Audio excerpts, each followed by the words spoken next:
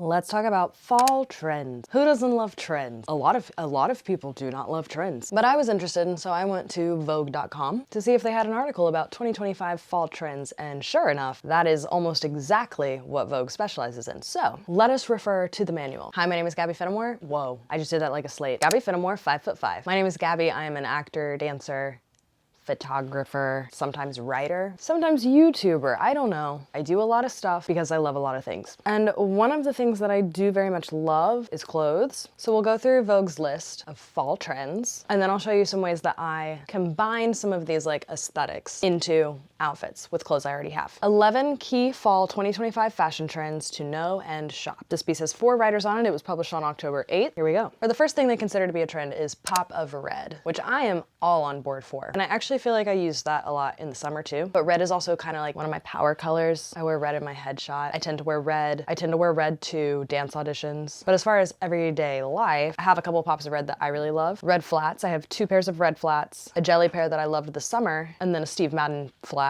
pair with like a little buckle. I've got these Jeffrey Campbell red sneakers that I also love. Let me grab them. These right here. Can you see them? I think I got them from Urban Outfitters on sale, but they're Jeffrey Campbell. I have 3 red bags that I really love. One's like a tiny little night bag. Then I've got a Longchamp one, this red tote, a red crossbody that I got from Depop. And then last year I started playing around with the red tight, which I'm excited to wear again this season. So pop of red, not revolutionary, but fairly prominent in my wardrobe, I'd say. Number 2, from the neck up. Whether draped, structured, or barely there, collars took center stage on the fall 2025 runways. I've seen a lot of like funnel neck coats. I've got 2 jackets actually coming in, and I'm doing a jacket video later this month. And both of them have either inherently to the design or like optional. You can do like a tall neck sort of thing. I don't have anything like that currently, but some of the references that they included were like popped collars, a lot of neck scarves. A lot of the photos that they included had neck scarves or like a draped scarf thing, which I do really love. So I'll have to see if I can play around with that. Monochrome brown is number 3, as it states here. Pantone crowned Mocha Mousse the color of the year. I didn't put together a monochrome brown outfit, though I would love to wear one. I don't have a brown bottom, I don't think.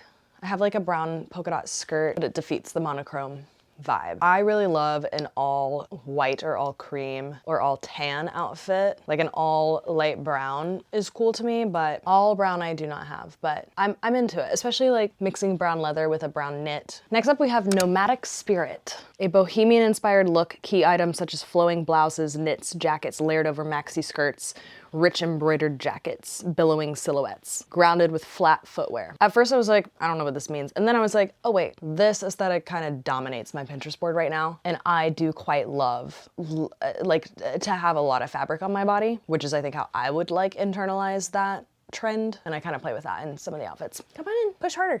Had to let my cat in. Modern prep. A preppy vibe has been in all year long, I think. And I feel like when I think of fall, I do think of plaids and argyles, blazers, vests. Miu Miu is one of the brands that they mention doing this a lot, and that was one of the runways that I actually particularly loved for fall 2025 ready to wear. And I think I have a lot of pieces that kind of go with that. I don't love to pile that aesthetic on because it feels very Gossip Girl, but not in like a, not as much in a fashion way to me. I don't know, I don't know if it works on me. But a lot of those boyish kind of sweaters I do tend to gravitate toward for fall. Maximalism for minimalists. This one I thought was really interesting and doesn't really mirror a way that I actively dress, but I think it mirrors the way that I would like to dress. They describe this as swishy fringe and tassel accents give new meaning to the idea of clothes that move with you. Adornments, notably in creams and blacks, iterate the overarching theme of personality dressing for the season while still appealing to minimalists who've outgrown the ultra simplicity of quiet luxury. Expressive shape was a phrase that they use, and I'm very into shape. I want to wear more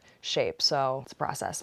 Lingerie dressing, which I've talked about I feel like a lot on my channel. I have a video on how to style slips because I have collected a lot of slip dresses. I love to find them at the thrift store. I think I just really like the silky fabric and I love lace, the silhouettes. Yeah, I've loved slips for a long time, so happy to see that on the list. Uptown Punk. This is gonna be leather, A-line skirts, craftsmanship. Some of the photos had animal print, buckles, belting tops, studded pieces. I think I used to really love like to be an edgy girl. I loved studs. I do still love studs. I think my wardrobe has lightened up a lot since middle school, but there will always be a place in my heart, in my Tumblr kid heart, for that aesthetic. 24/7 sequins. I don't really have a lot of embellished or sequin items. I have no sequin items. Actually, that's not true. I do have some tops that have like a little bit of sequin on them. I have a matching set from Motel Rocks that's like a sequin top and shorts. I've never worn it actually out and about, but as like styling or costume pieces for various things. But when I saw this on the list, I was like, oh, that might be fun for like my birthday. My birthday's on Christmas Eve, and so I always wear a pretty dress on my birthday since I don't really get to do much else. Country coded, equestrian, not quite cowboy, but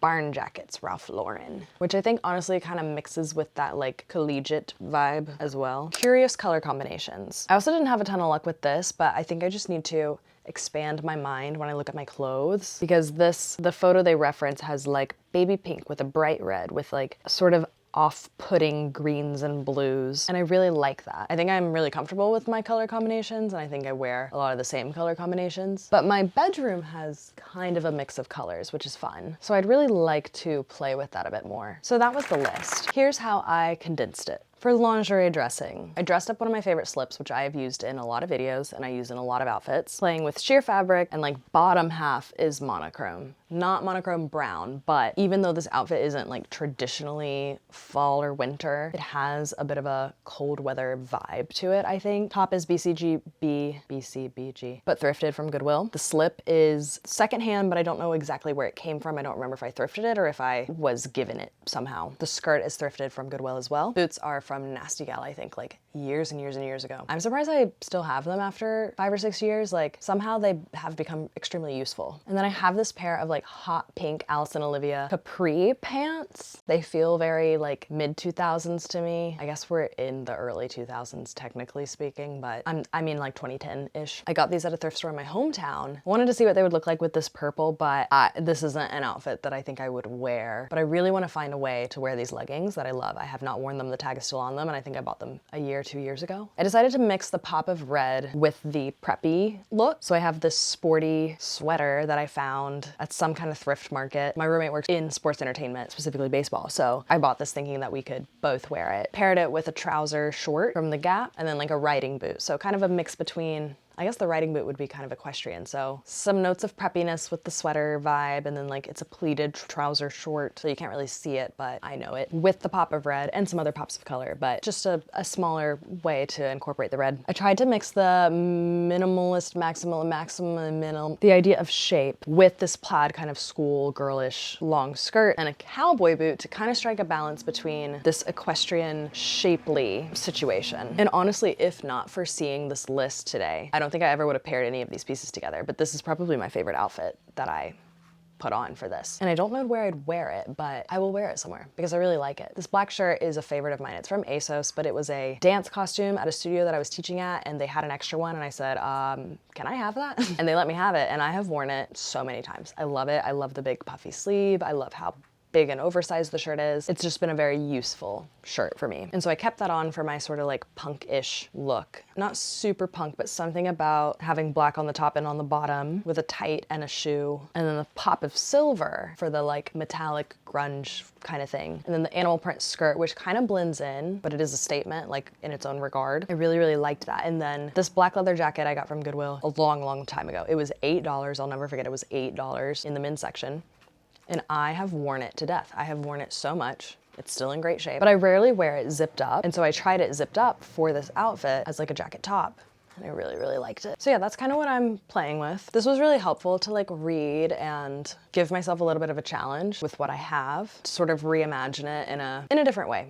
Because my formulas for outfits are very repetitive as I'm trying to figure out like what works for me, what do I feel comfortable in, what do I know I can put on and feel good about. But I honestly kind of surprised myself with some of these. And I don't live in a city that is particularly, I don't know, experimental when it comes to fashion. Like I'm not going I'm going to Publix and Kroger and my same coffee shop, you know, on a regular basis. So sometimes it feels silly to like experiment with my clothes, but then I just have to tell myself it's me, it's my life, it's my clothes, I can do whatever I want. So let me know what your favorite trend is on the list, or any that you are already using or implementing, or ones that you really don't like. I don't know, just let me know something. Thanks for watching if you did, and have a great day. Just have a great day.